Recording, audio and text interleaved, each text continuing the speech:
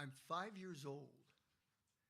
It's the day after Christmas, and I'm standing in front of my bedroom mirror, admiring my brand new Superman pajamas, complete with booties and a cape. With confidence, I head down to the kitchen. I grab a chair and I drag it all the way across the room, and I use it to climb up onto the kitchen counter. I am ready to fly. I place my arms akimbo, and I look to the sky and I say, up, up, and away! And I launch myself into the air. Ah! Now, there's some dispute as to what happened there. I maintain that I was flying just fine until my mother got into my flight path. That's what caused me to crash. My older brother and sisters, they weren't buying the flying part. But what did they know? I'm the guy with the cape. I admit, I probably should have practiced emergency landings, because I hit the floor pretty hard. And my mom scooped me up and yelled, "Mill, get in here!" That's my dad. And he came faster than a speeding bullet. Before he could ask the question, Mom gave him the answer. Your son just tried to fly across the kitchen. Well, my dad came over and he kind of checked me out to see if I was okay. And then he looked right at me and went, "Jesus H. Christ, Michael. What were you thinking?" Now, in family lore, that goes down as my first H moment with my father. There were many. Like the time my sister Mimi and I were playing hide and seek in the house. She was counting down from 100, and I tiptoed up the stairs and climbed into the hallway hamper. How was I supposed to know that it was laundry day? When my Aunt Ozzie lifted the lid and saw my body, she screamed, and that made me scream, and then she screamed more, and my dad came running, and he leaped those steps in a single bound, and when he got to the top, he saw Ozzie sitting in a chair, clutching her heart and trying to breathe. And then he saw me standing in a hamper with a dirty towel on my head. Now that was an H moment. Now, my whole life with my father wasn't a series of H moments. We had some really good times. When I was 11, my dad started teaching me how to play golf. And that was really special because in his youth, he had been a professional. I'd caddy for him on the weekend, and then he would teach me during the week. During my middle school years, life was a little rocky, and my dad took to teaching me how to play chess.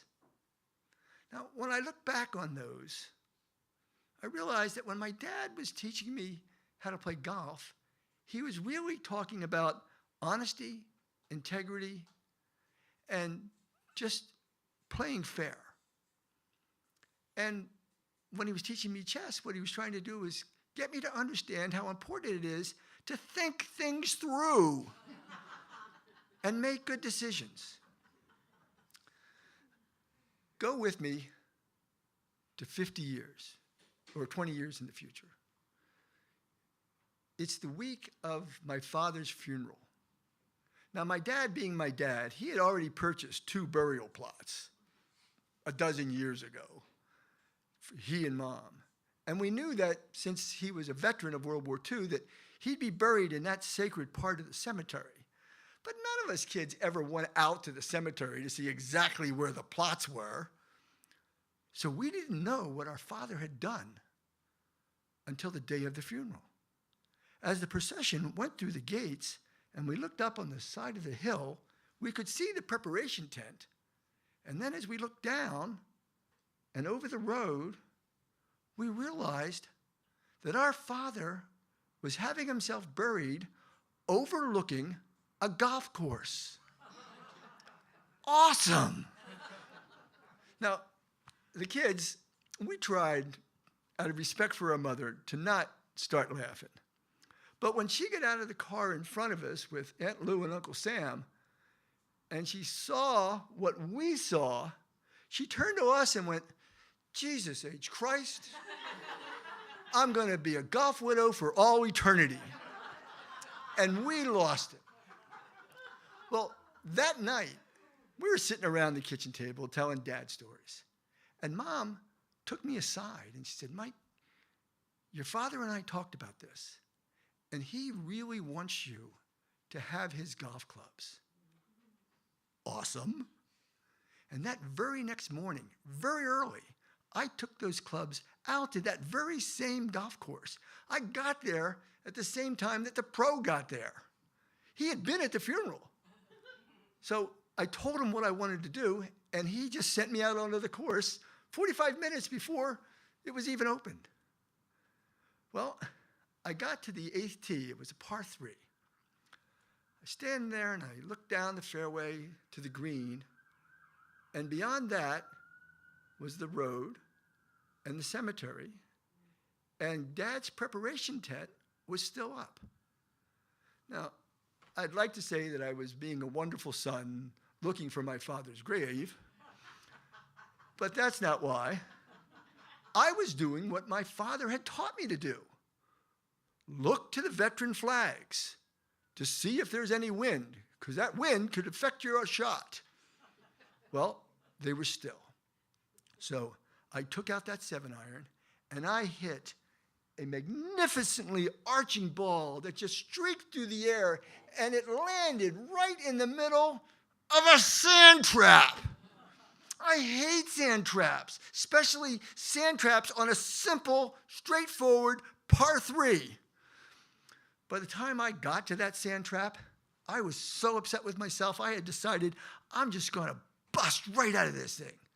And I took that sand wedge, and I stomped into the sand and dug my feet in, gripped that thing, and I took it back with a sense of anger, and I took my club back, and I heard my father's voice. I didn't imagine it. I clearly heard my father say, Jesus H. Christ, Michael, just swing through the ball. So I took a breath, reset my feet, the grip on my club. I took it back nice and smooth, and I came down through that sand, creating an explosion of sand through which I saw my ball bounce to within 3 inches of the pin. Golf clap, please. So I took out the Shakespeare putter, and I tapped it in for the par. I took the ball out of the cup, and I was turning to yell something to my dad. And then I realized I don't have to yell. I can talk to him the same way he talked to me. So as I was walking off the green, I said, thanks, Dad, for everything. As I headed to the 9th tee, I happened to look up in the sky, and there were 2 men standing on the edge of a cloud. It was St. Peter and my dad. They had seen that miraculous shot. And Peter put his arm around my father and said, Jesus H. Christ, Mill, that was a hell of a shot. Your boy's going to be just fine. Thank you.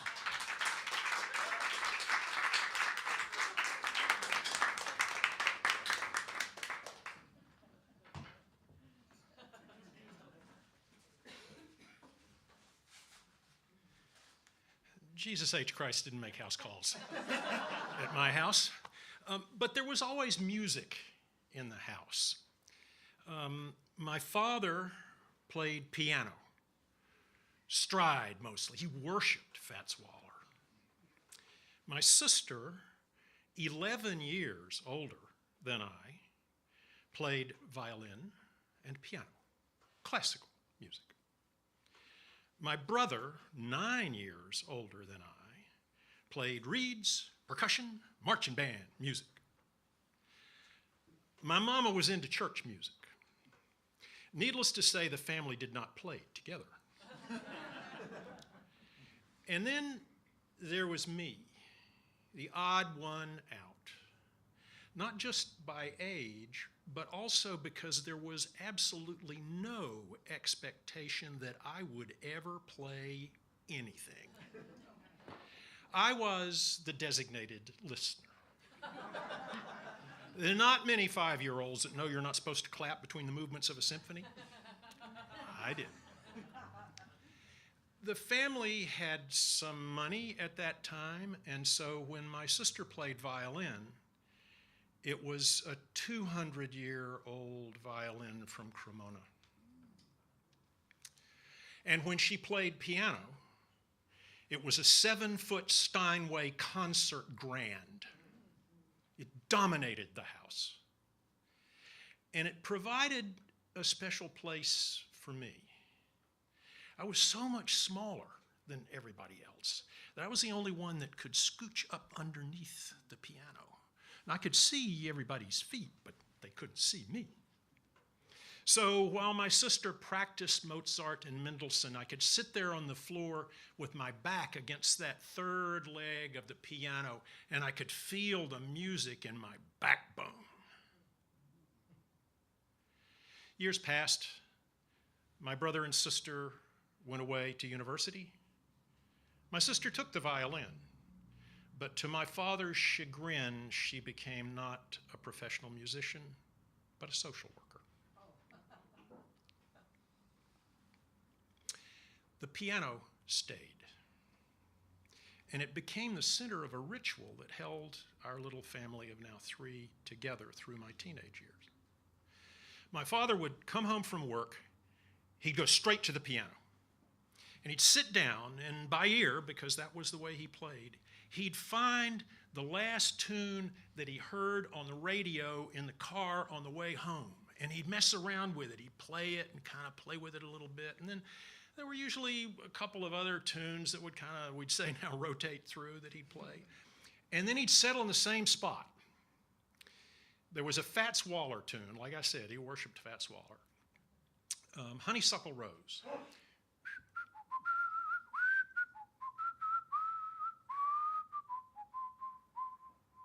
He'd play that through once, maybe twice.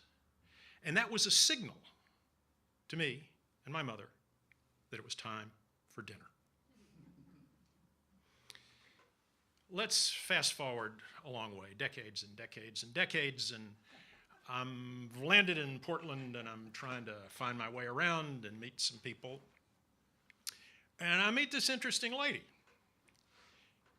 She's interesting despite the fact that she's a banjo player.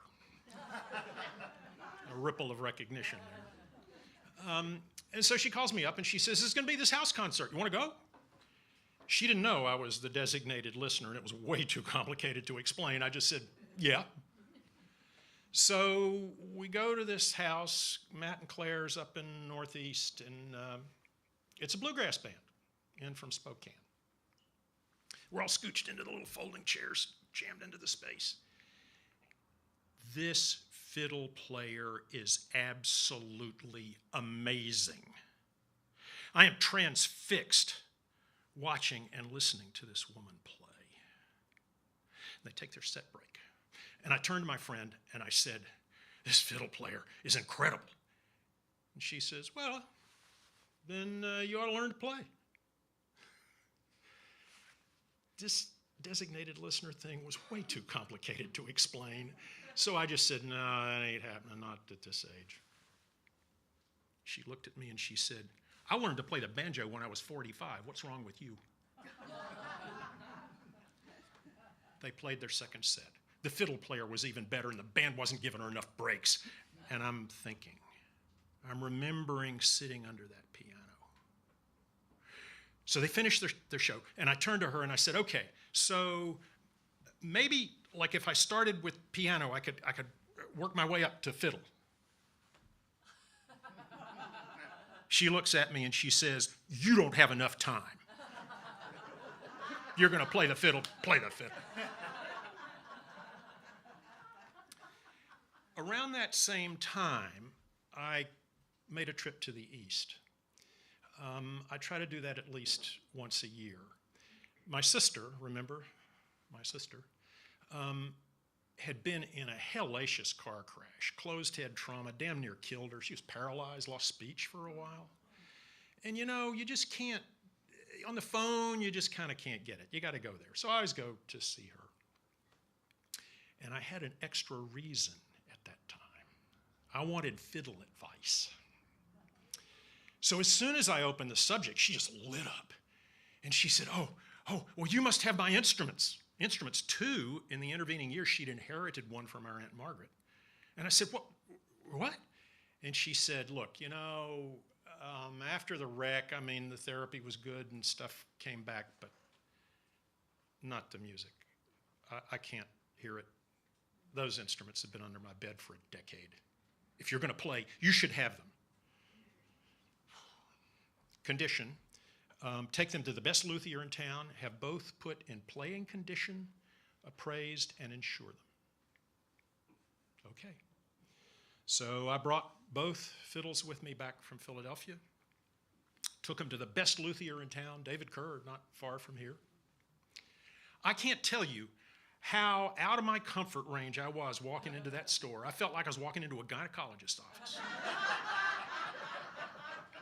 Handed them in, told them what I wanted. They said, come back in a week. So I came back, and Kerr himself got both instruments out of the safe. He set them on the counter. My sister's instrument, he opened the case, put down his appraisal. Aunt Margaret's fiddle, opened the case, put down his appraisal. And he told me about these instruments. It was as if he was telling me about his children. It turns out that beyond its musicality, my sister's instrument is truly an investment instrument. The bow is worth more than my car. Aunt Margaret's, not so much. It was the sole product of an apprentice who went on to a career building barns. And after that, it had suffered a number of ham-handed repairs. So Kerr finishes telling me about the instruments, and David Kerr is a little guy with great big glasses. So he finishes talking, and he sort of steps back, and he regards me over his glasses, and he says, and so you are a beginner? Yeah. And you will play bluegrass? Yeah. And then, without breaking eye contact with me, he closed the lid on my sister's violin. He pointed to the other and he said, I think you'll enjoy this instrument. And in fact, he was right. I do enjoy that instrument.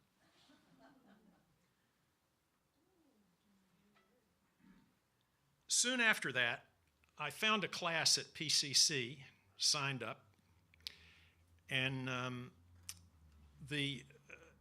Eileen Walter, the teacher, on the first night started exactly where she needed to. She said, this is how you open the case. And with help from Eileen and other incredibly patient people, I found myself at last with what my father had had. See, I leave the fiddle out. It's just there. And at the end of the day, I can just pick it up and work on whatever's been caught my mind.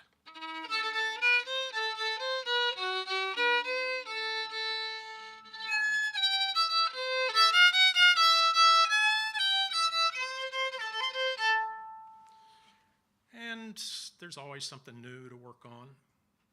But then I end up settling in the same spot.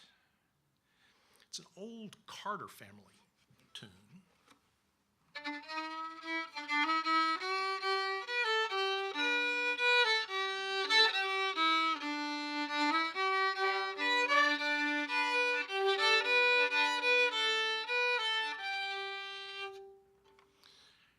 play that through, and two things happen. One, it's time for dinner. And two, the circle is unbroken.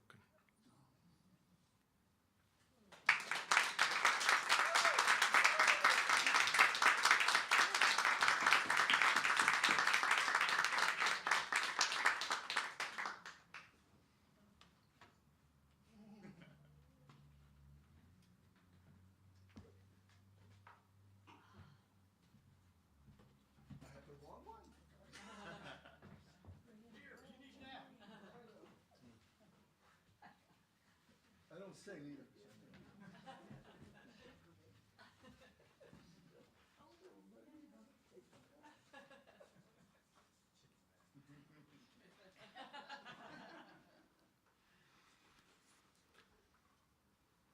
When I was 14, I got my first job. You could do that in Virginia if you had parental permission. Golden Skillet Fried Chicken hired me as a poultry cutter. It was not a glamorous job. You took a cold plucked chicken and you turned on this giant table saw that was meant to cut through both bone and flesh. And you made 10 exact cuts. The tail, right wing, left wing, right thigh, left thigh, right leg, left leg, right breast, left breast,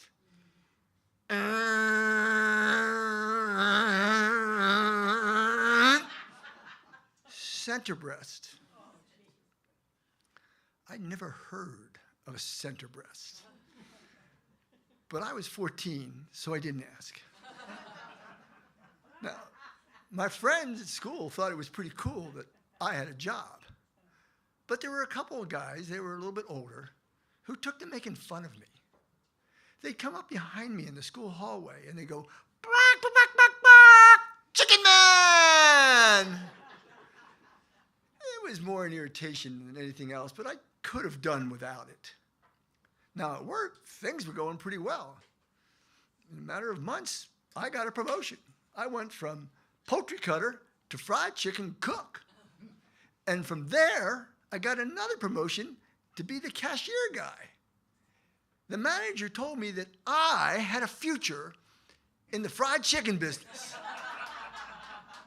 I didn't want a future in the fried chicken. I was already to the point of where I couldn't stand the smell of chicken. And I had my eyes set on the job I really wanted. I wanted to be a lifeguard. Now, that wasn't going to be easy because my local pool only had 3 openings for the upcoming summer. And they never hired 15-year-olds. Well, they might give them a job in the concession stand, but lifeguarding, it never happens. But I was desperate. I took all the Red Cross classes, and the interviews were always held on the second Saturday in March. And I knew that would really be the important thing. So on that day, I dressed in my Sunday go-to-meeting clothes, and I left a full hour early, even though the pool was just a 15-minute walk away. I wanted to impress them with being early and looking good. Well, I'd been walking for maybe 6 or 7 minutes, and I saw 2 damsels in distress. There's 2 ladies staring at a flat tire. Well, my ego got in the way. And I was thinking, driver's ed class, I saw that film, How to Change a Flat Tire. I got this. So I walked over and offered my services, and they were so appreciative. Well, as it turns out, changing a tire in real life is a lot different than changing it on film, and a lot more gucky. it took me darn near 60 minutes to fix that tire. When I was done, they were so happy and they wanted to pay me, but I went all Virginia gentleman on them. Oh, I wouldn't think of taking money. I'm just glad that I came along when I did. But ladies, I have a pressing engagement, so I really have to go. As soon as I got around the corner, I started running because I knew I was already late. I felt doomed. My only hope was that they hadn't called my name yet to be interviewed. But when I got there, I got a break. Everybody was still gathered out in the patio area. And the manager came to me and said, Mike, you're okay. You're not late. We haven't started yet. We're missing 2 board members. And then he saw how dirty I was, and he said, what was that? And I explained it. And he said, well, I'll let you into the building, and you can clean up. So he opened it up, and I cleaned up. And when I came out, this car pulled up. And I recognized that back tire. It was my damsels in distress. They got out of that car, and as they walked by me, one of them even gave me a wink. So I was feeling pretty good. We're all out on the patio, and the director of the board explains how it's going to work. The people who want to be a lifeguard, you stay out here, and we'll call your name. And they broke it up into 4 different stations with 3 board members, and you would have to go to 2 of them. You'd be assigned to go to one, and then they send you to another one, and then your interviews were over. And at the end of the day, they'd come out and tell us the results. So I'm sitting there looking around, and there's about 20 of us. And I see Gabby and Jennifer, and I know that they're going to get the jobs because they'd worked in the concession stand for 2 years, and they're really nice people. So that left the one job. I figured there were maybe 2 or 3 other 15-year-olds, and everybody else was a little bit older, including those 2 guys who used to call me Chicken Man. Well, the interviews are over, and the president of the board comes out, and she gives this whole thing about how everybody was so wonderful. We wish we could, give you all a job, but please don't be discouraged. Come back again next year. But we only have the 3 spots, and I was right. Jennifer and Gabby got the first 2 spots. And then she kind of straightened up and stepped forward a little bit and said, for the first time ever, we're going to hire a 15-year-old to be our 3rd lifeguard. Mike, the job is yours. And I became the youngest lifeguard in Richmond, Virginia. Now, during the summer, just every once in a while, I'd see those 2 guys coming into the pool. And in my mind, I imagined me standing up, taking out my whistle, blowing it, pointing right at them, and then go, bark, bark, bark, bark, bark. But I never did it. Until now.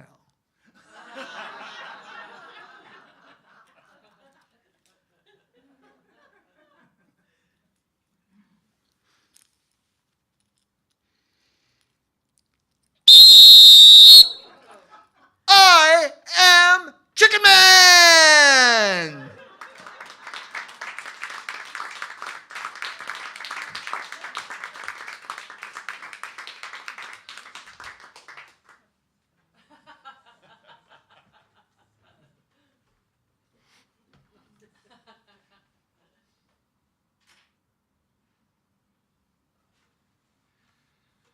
So remember the you don't have enough time lady? I'd barely finished that class, the open the case class. And she said, well, you need to start playing at some jams. I said, look, I'm not a musician.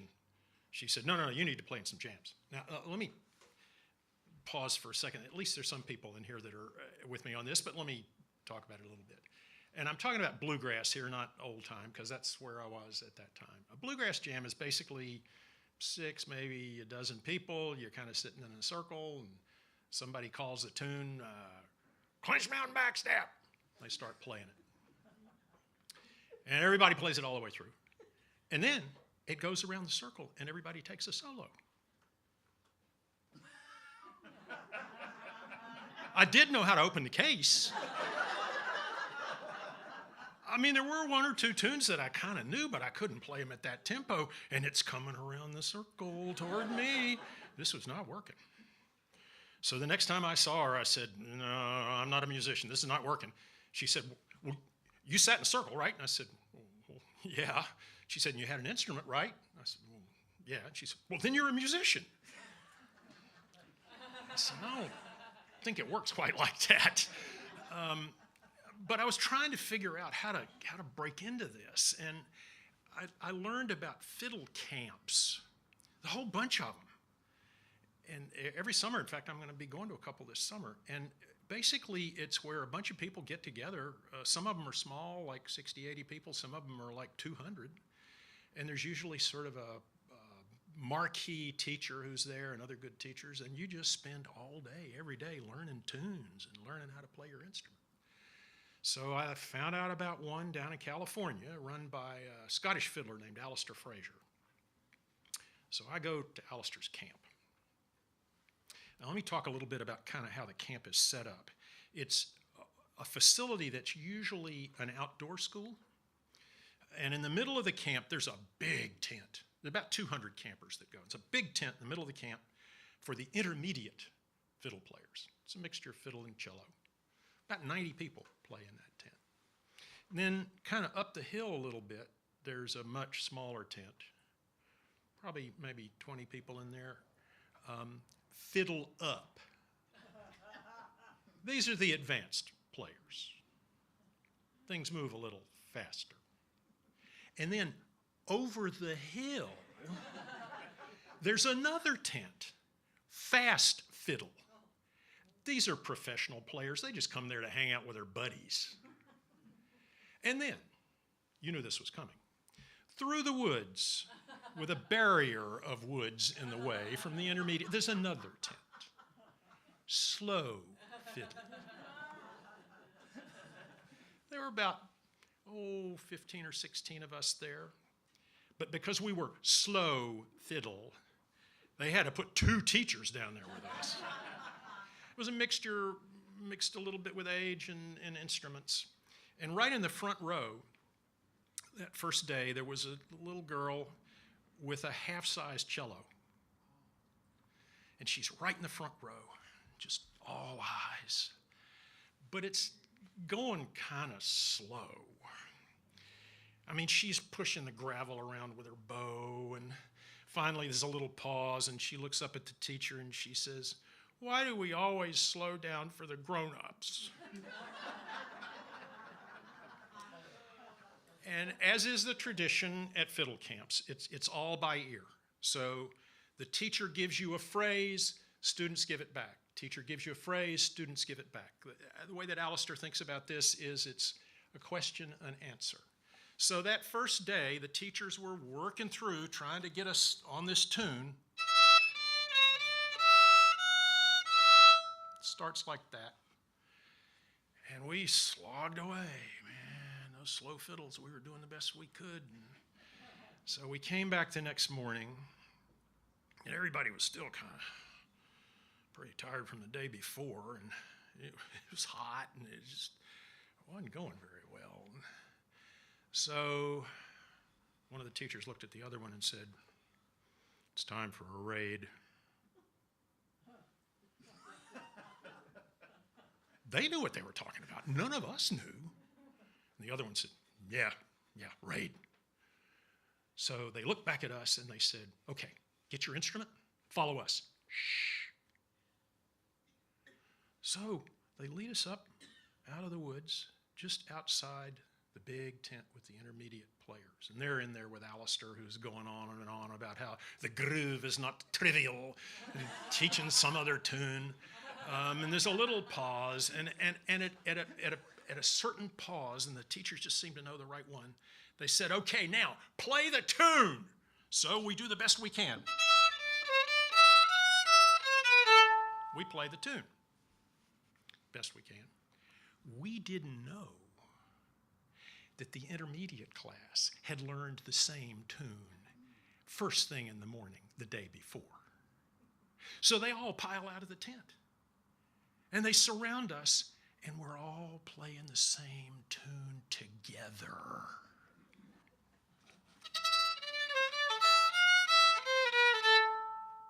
And so then Alistair says, shh, follow me. So fiddle, slow fiddle, intermediate fiddle, we go up and we surround the fiddle up tent. Of course, they probably knew the tune when they came, or at least they learned it in the first 5 minutes on the first day. So they pile out of the tent, and now they're playing with us too. Here's almost the whole camp together. And boy, slow fiddle, man, we're just sweating trying to keep the tempo. Playing it best we can. And then Alistair says, let's go. And we go over the hill and we surround fast fiddle. And of course, they knew the tune long before they came. And we all marched together. And have you ever seen somebody march with a cello? It can be done.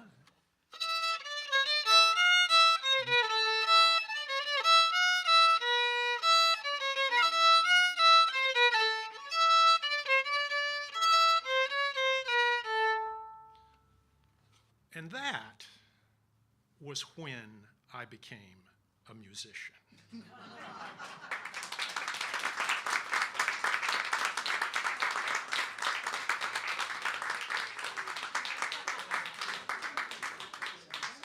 Ten minutes and we'll be back.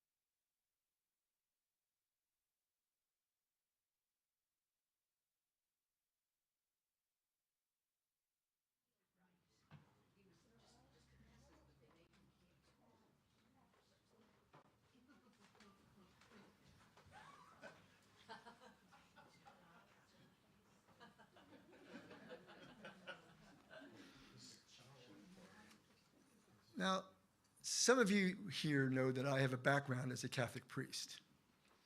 But before you, but before you become a priest, you got to get ordained a deacon. And before you get ordained a deacon, you've got to take the LSW, the Liturgical Singing Workshop. It's all about one song, the Exultet. It's the most special song in the Catholic canon. It's only sung one night out of the year, and that's at the Easter Vigil. It celebrates light's victory over darkness and the resurrection of Jesus. The tradition is that the deacon is the one who sings it at the Easter Vigil, hence the workshop. Well, I took my workshop at Catholic University in Washington, D.C., where I was studying theology. It was 6 freaking hours long. And at the end of it, the director comes over to me and says, Mike, you still need some work on this. Meet me tomorrow, 3 o'clock in my office. So I showed up and we did stuff for an hour. I said, thank you. And as I was leaving, she said, all right, see you tomorrow, 3 o'clock. So I went back and we did some more stuff. And I said, thank you. And as I was leaving, she goes, all right, tomorrow, 3 o'clock. Well, the third time I came back, I walked into the office and I realized we were not going to sing. She was sitting behind her desk and she just pointed to a chair. So I sat down. And then she picked up a 3-ring binder. And she said, Mike, the key to liturgical singing is to sing within your range. And then she opened the binder. Said, now some people have a range like this. And if their voice is practiced, it will be beautiful. Some people have a voice like this. Now, if they stay in their range and they work hard, they'll be fine. Then she said, some people have a range like this. And I tell them that they probably shouldn't sing the Exultet. And then every once in a while, I come across someone like this. And then she looks at me and she says, and I consider it my responsibility to tell that person that you should never sing the Exultet. And just to be sure, she said, Mike, this is you. Well, I left the office trying to feel insulted, but I kind of knew she was sort of right. Well, I got ordained anyway. I had other talents. And I took the position of campus minister at Clemson University.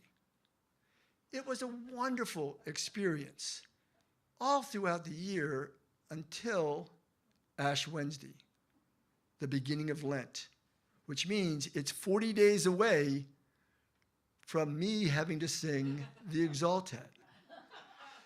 Well, I started practicing. I got a cassette player, and I would record myself singing and listen to it and then try to improve from there and do this. And I did that day after day after day for 2 weeks. It didn't work. Well, my style of prayer has always been more conversational than pious. So I leaned back in my chair and I looked out the window up to the sky and I went, God, are you hearing this?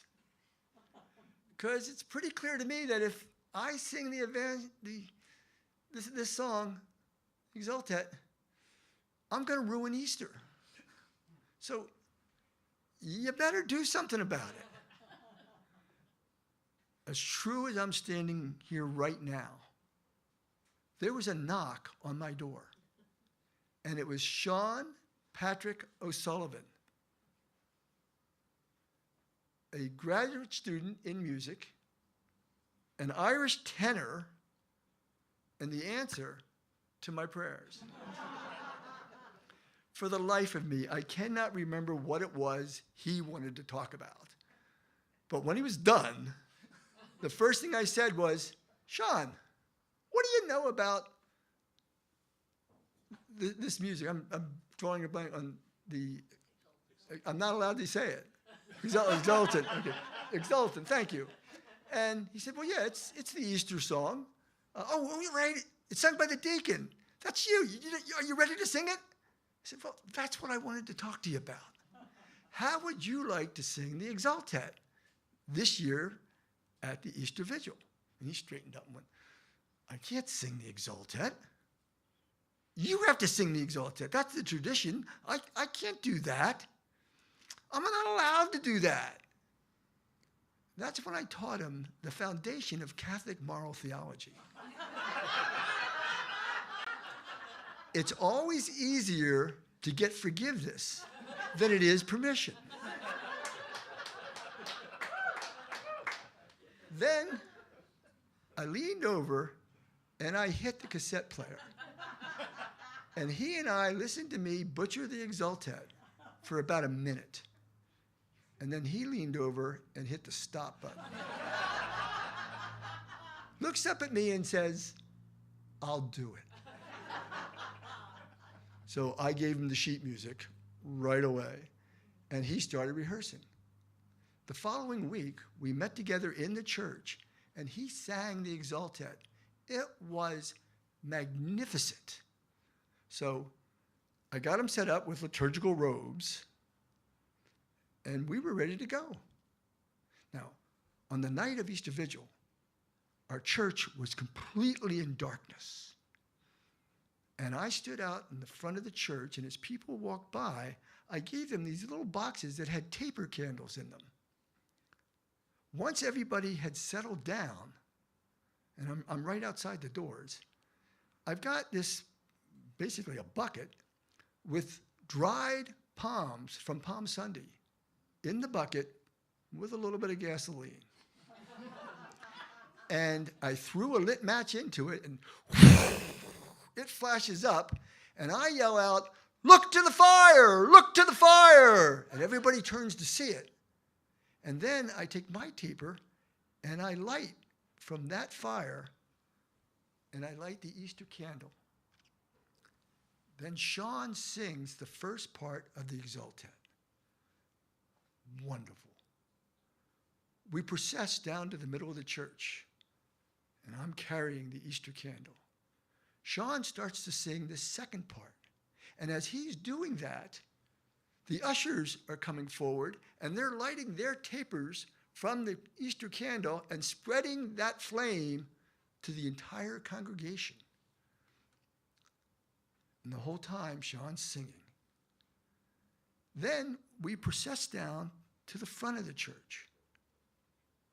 Sean starts to sing as I'm putting the Easter candle into its holder. And when he's done, I make the proclamation. He is risen! And the whole congregation responds, he is risen indeed! And the lights come on, and everybody blows out their candles, and the organ starts playing. And then something wonderful happened. The congregation started to applaud. And I'm standing beside Sean, and we're looking at each other, and I'm going, is this for Jesus or for you? And he's like, and I said, well, you know, Sean, we're a hit. And that's how God saved Easter.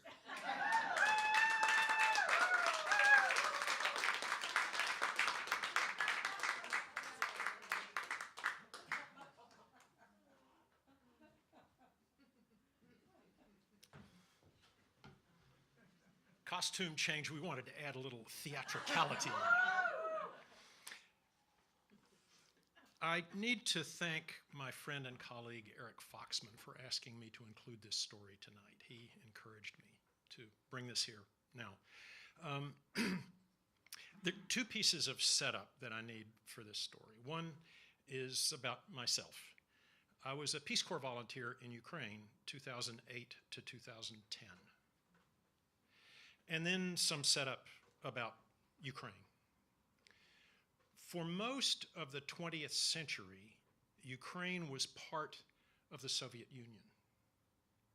In 1991, Belarus and Ukraine were the wedge that cracked it open. The Soviet Union broke and became 14 independent states, of which one is Ukraine. When I applied to Peace Corps in 2007, I told them that I wanted to go to a former Soviet republic. So in 2008, when I got my assignment, I was delighted. Ukraine. There were a couple of reasons that I wanted to go there. One was, and I see a little gray hair in the room, all through grade school, they had taught us to hide under our desk because those people were going to lob a nuke over and vaporize us. I wanted to live with the people that were going to vaporize me, just see what the world looked like from there. But also here, even not quite 20 years after the fall of the Soviet Union, I wanted to see how the Ukrainians were creating a new functioning state on the ashes of the Soviet Union. Ringside seat, home run, got it, and it got better. When I got to Ukraine, I learned that where the Peace Corps would post me for the 2 years of my service was the city of Nikolaev in southern Ukraine. Southern Ukraine is very ethnically Russian. So Peace Corps taught me Russian language, the language of the street, the language of the home in southern Ukraine. And it was even more good stuff here. The city of Nikolaev during the Soviet era was a so-called closed city. You couldn't go in or out without a military passport. That's because Nikolaev, about 30 miles up an estuary from the Black Sea, is where the Soviet Union built their submarines, aircraft carriers, and frigates. A shipbuilding city. There's still 3 enormous shipyards there. You look at maps from the Soviet era, and there are all these little tiny villages around the city are mapped, and the river is there, but the city of 500,000 is not even on the map. So I arrived and found myself in a place that was like a fly in amber of the Soviet Union because it had been so isolated for so long. It was exactly what I wanted. Had a wonderful experience. Peace Corps volunteers arrive in country in groups. My group there were about 60 of us that arrived together, and we were scattered all over the country. So towards the end of your service, you're starting to think, well, what am I going to take home as a souvenir, proof that I was here? And most of my colleagues were buying shirts like this. This is called Vyshyvanka. The name comes from the embroidery. This is as iconically Ukrainian as, I don't know, the flowered shirts in Hawaii. This is as much Ukraine as their flag. But you know what? In Nikolaev, the city that was predominantly ethnically Russian, that had been closed through the whole Soviet era, I couldn't buy one. There were none to be had in Nikolaev in 2010. One of my work colleagues said, well, my mother could make one for you. So I came home in 2010 without any kind of a Ukrainian souvenir, really. You may remember that in the winter of 2013-2014, there were enormous demonstrations in Ukraine. This was protest against the actions of the president who had been elected in 2010 when I was there, with help from Paul Manafort, but that's another discussion. He double-crossed the people. They were mad, mighty mad.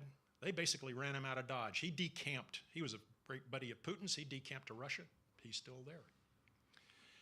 Chaos ensued. And in the middle of that chaos, Russia came in and grabbed Crimea and invaded eastern Ukraine. Little green men, no Russian soldiers, just little green men. And in the middle of all of that, the Ukrainian people stood up a presidential election in May of 2014. As soon as I heard they had a date, I started looking around for a way to be posted there as an election monitor. Home run. Got there. And when the election monitoring NGO realized that I had lived for 2 years recently in Nikolaev, they said, "Oh, we're glad to have you. We think there might be some funny stuff happen down there around the election just because of the ethnicity of that community. And you know the community." So I went there with a dozen other people to be an election monitor in May of 2014. It was wonderful. I knew the elections supervisor. I'd worked with her as a Peace Corps volunteer just a couple of years before. I knew my way around town, but I noticed an interesting thing. The main drag through the middle of the city when I lived there was called Lenin Boulevard, Prospekt Lenina. It was now called Centralna. No longer Lenin. The big statue of Lenin in the town square was gone. The plinth was still there. The statue was gone. In the market, there was a vendor still there selling cookies. She's the one that I always went to in the market. And I paused thinking perhaps she would recognize me, and I spoke to her in Russian. She just gave me a self-conscious blank look and answered in Ukrainian. And as I walked the street, every other man on the street was wearing a vyshyvanka. Putin didn't get what he expected when he took Crimea and invaded eastern Ukraine. He stiffened the Ukrainians' already stiff backs, and particularly in southern Ukraine, where there are deep family connections in Russia. The Ukrainians knew that a Russian-speaking Ukrainian is freer with better economic prospects than a Russian speaker in Russia. There's going to be hell Sunday and Monday because of the big holiday in Russia. But I can tell you, the Ukrainians will never give up.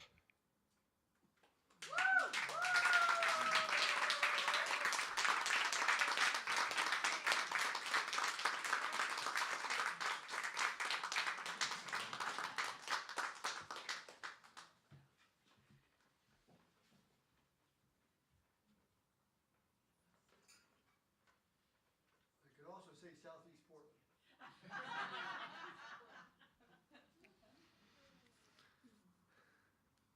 Now, I got ordained a Catholic priest about 5 weeks after God had saved Easter from me singing the Exultet. I remained at Clemson for the next 3 months. But during the summer, campus ministry kind of slows down. So I wound up getting a second assignment. I became the triangle priest. And what that meant was, on Sunday morning, I had to get up very early, get into my little Datsun honeybee car, and go to 2 different missionary churches. The first one was only about 40 miles away, Holy Cross. I got there and I did the church service, and then I had to drive to Walhalla to do the next service. But that wasn't a straight highway like the first one. It was a windy road that went up into the Blue Ridge Mountains. I got there and I did the church service, and then I realized, there's a reason they call it the triangle. I had gone to Pickens, I had gone to Walhalla, now it's time to come back to Clemson. But there were 2 ways to do that.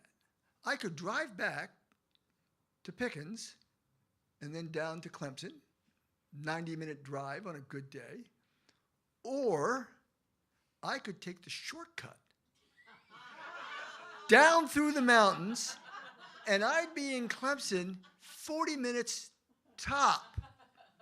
Now, from the sounds of it, You think that I picked the short route. And you probably think that I got lost. And you're right. But I didn't know I was lost until I saw the same tree for a third time. Now, I had lived in the Carolinas long enough to know that mountain folks like their privacy. And they don't much care for strangers just appearing on their doorstep. And I was considering that, but then again, there are no cell phones in 1980. So if I was going to get directions, I had to speak to a local. So I set aside what I had learned about them, and I turned down this dirt road.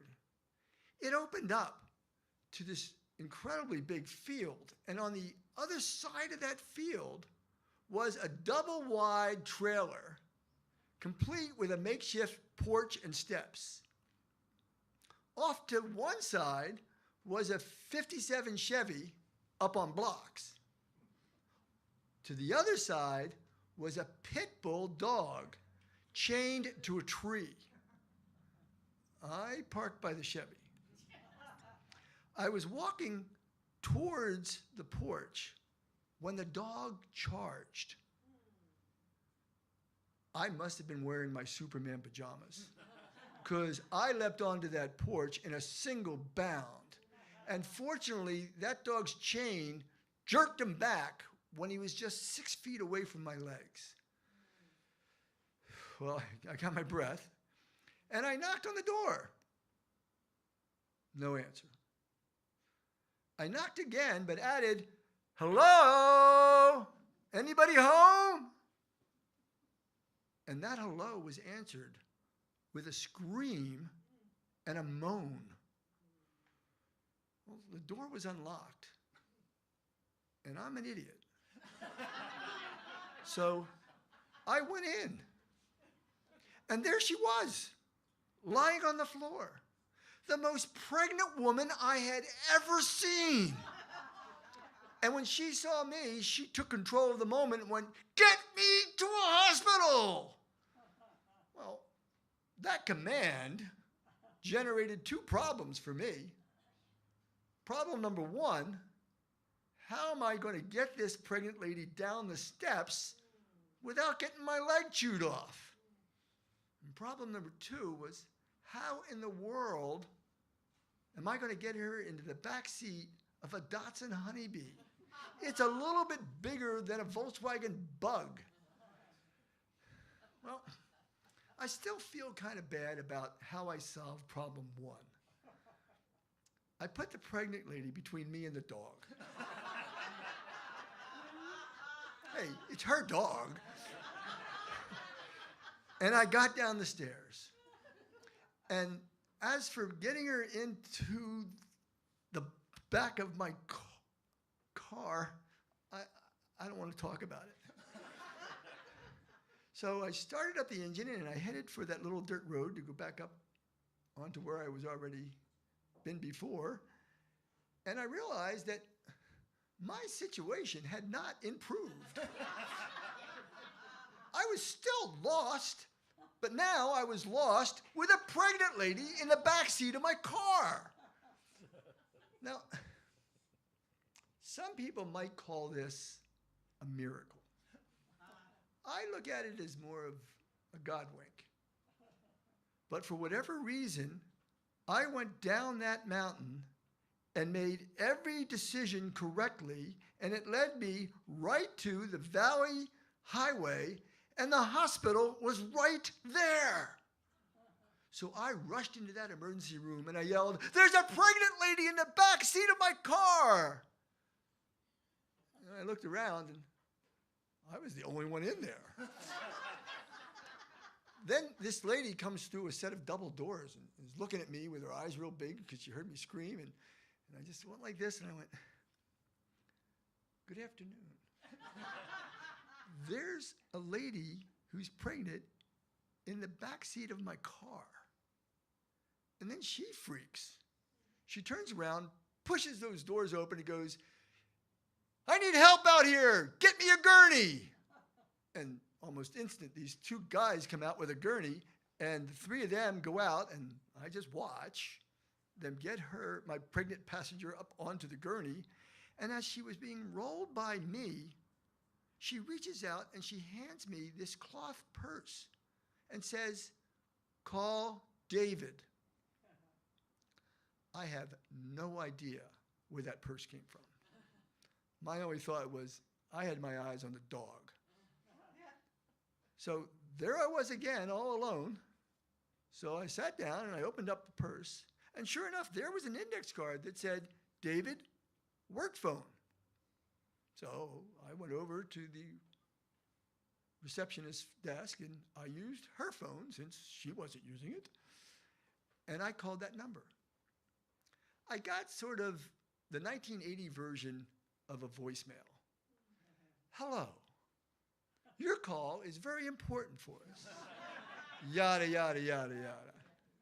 So I left a message at the end.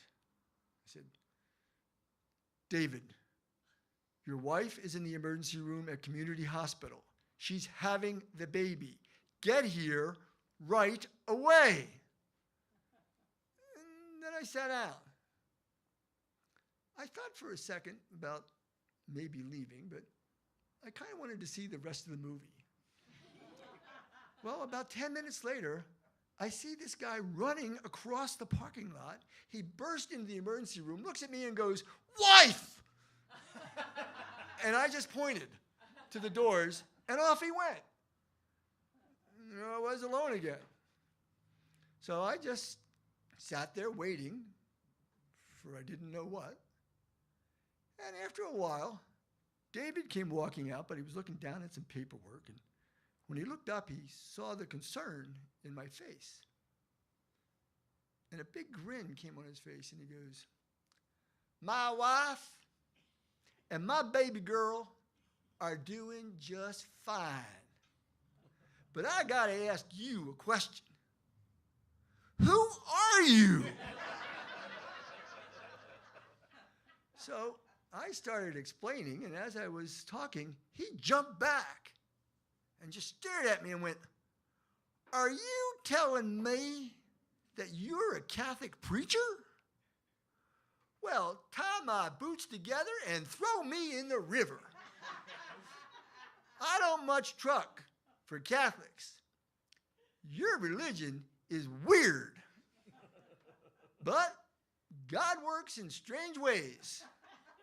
So I gotta thank you." Well, all these years later, I gotta believe that I'm still the only priest who ran into an emergency room and yelled, "There's a pregnant lady in the back seat of my car!" And I'm kind of proud of that.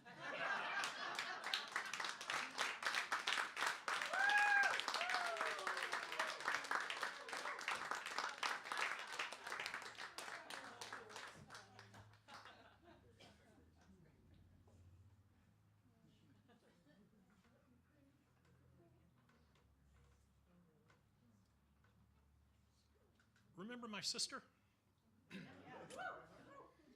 Well, after I'd gone to some camps and even started to sit in some old-time jams, I figured, you know what?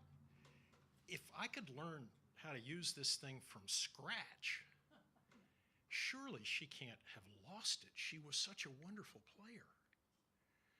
And I hatched this idea. And I worked with her daughters. And we got her on an airplane at Philadelphia, and she came to Portland to go with me to a fiddle camp. Now, there's lots of flavors of fiddle camp, and the particular one that I was going to take her to is called West Cascades Fiddle Camp. It's very different from Alistair Fraser's camp. They don't put testosterone in the rosin there. It's just very comfortable, mellow, smaller groups, and I thought this will work. This will work. And miraculously, she agreed to try it. So we go down the road. That camp's out in the middle of nowhere, kind of near Oak Ridge. we go down there, and it's just like all the other camps. There's a short list of tunes that are going to be taught, and you're in groups of 12, 15 people and a teacher, and it's all by ear. Teacher play, students play. Teacher play, class play. Chunk at a time through the tunes. So we're there on that first morning, and the teacher, wonderful teacher, Jenny Humphrey, is teaching a French fiddle tune called Crested Hen. And, phrase at a time. My sister and I are in the back of the room, of course. And I'm watching, and it's not working. Teacher will give us a phrase, maybe Amanda will play it back, maybe not. Sometimes I look over and she's just sitting there with that beautiful violin on her lap. And I thought, man, I can't believe that I brought her all the way across the continent to prove to her that she lost her music. So there's a mid-break in the middle of the morning, and Jenny, who again is a wonderful teacher, and I'd kind of tipped her to what I was trying to do here. The other people in the group leave, they're going to go get their coffee or whatever, and my sister Amanda and I are just sitting in the back of the room, just kind of sitting there. And Jenny walks up and she kind of regards me, and then she looks at my sister and she says, so how's it going? She just shakes her head. Nah, not well. And so then Jenny, in a stroke of genius, she sort of looks around and she says, well, what we do here is we teach everything by ear, but I just happen to have the score for this tune in my case. Do you think that would help? And to my sister's credit, again, she said, I don't know, I'll try it. So Jenny turns one of the chairs around, she comes up and she sets a score down in front of my sister. And she just sort of looks at it and blinks, and she picks up her fiddle.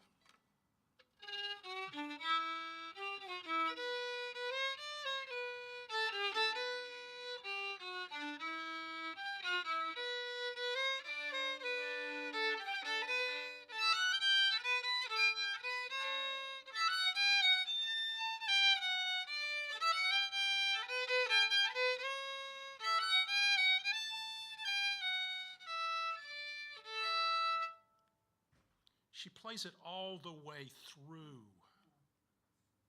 at tempo. We had not even covered the second half of it. And Jenny looked at me, and I looked at my sister. All three of us were weeping. Jenny said, well, don't tell anybody, but I'll have scores for the other tunes. My work is done. She walked to her break. At the end of the week, my sister was playing every tune that was taught. The whole week long, she was playing them before anybody else was. I brought her back to Portland, took her to the airport, and she went home with her fiddle.